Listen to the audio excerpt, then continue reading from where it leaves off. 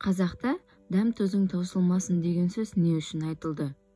Неше мың жыл бұрын өмір сүрген түркі бабаларымыз тұзды тастамай алып жүрген. Тіптен Шыңғысханның сардарлары мен сарбаздарының қалтасында тұз жүретіні аңыз болып айтылады.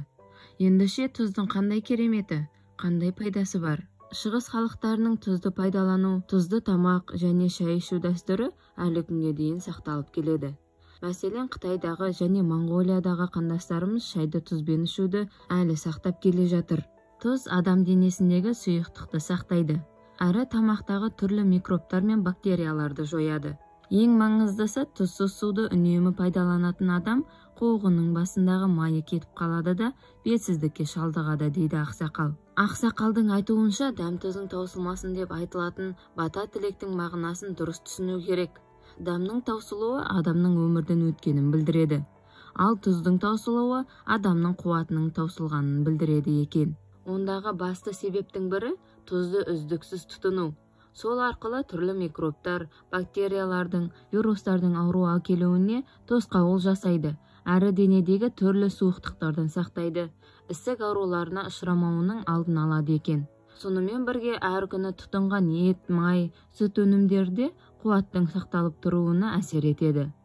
Осыған орай қойған сұрағымызға астаналық ресторандағы танымал аспаз Нұрболат Құрмаханұлы ағамыз жауап берді. Қытайда жүргенде түрмені және қылмыскерлерді еңбекпен өзгерту алаңдарын бақылайтын әскер болдым. Сонда үнемі тәртіп бұзып, төбелес шығаратын қылмыскерлерге арнайы ас мәзірі бойынша тамақ береді.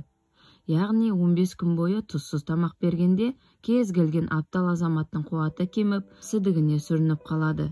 Егер тұзсыз тамақты бір ай бермесе, орнынан тұра алмай қалуы мүмкін. Бұл айтылған әңгімелерге байланысты жоғары санатты дәрігер, шығыс медицинасын зерттеуші, қазақ емшілігі көп томдығының авторы Қайрат Айдархан түсінік берді. Тұз дегеніміз хлорлы натрий. Егер белгілі мерзім ішінде тұз тұтынбаса, су адам денесіндегі кальцийді шайып кетеді, дейді. Қайрат ағамыздың айтуынша, ас тұзы адам денесіндегі кальций, калий минералдарын ертіп, ағзаға сіңеді. Егер үнемі тұзсыз су ішсе, аталған минералдар суға еріп, денеден шығып кететіндіктен кальций азаяды, әрі қандағы гемоглобин төмендейді. Адам әлсіреп, буыны құрайды. Қайрат дәрігердің сөзіне қарағанда, тұзды тым көп тұтынатын кезде ғана ағза тағы да суды талап етеді де, қанның көлемі артып, қысым көтеріледі. Сол себепті шектен тыс тұздалған өнімдер жоғары қысымның да артериялық гипертензияның даму қаупін жоғарылатуы мүмкін. Сонымен бірге тұзды тым көп тұтынса, бүйректің қызметіне салмақ түсіреді. Ал адам денесіне тұз жиналу ұзақ уақыт қимыл жасамаудан, яғни терлемеуден тұздар жиналып қалады.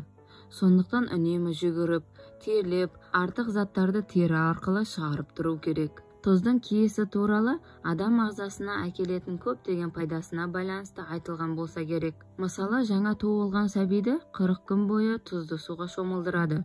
Сонда баланың терісі тез ширап, түрлі тері ауруларының алдын алады.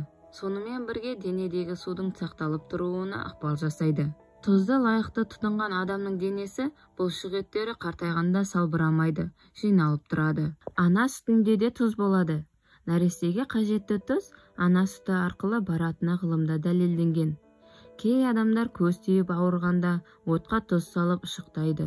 Кей түркі халықтарында үйленген кезде жас жұбайды тұзбен аластау дәстүрі де әлі сақталып келеді.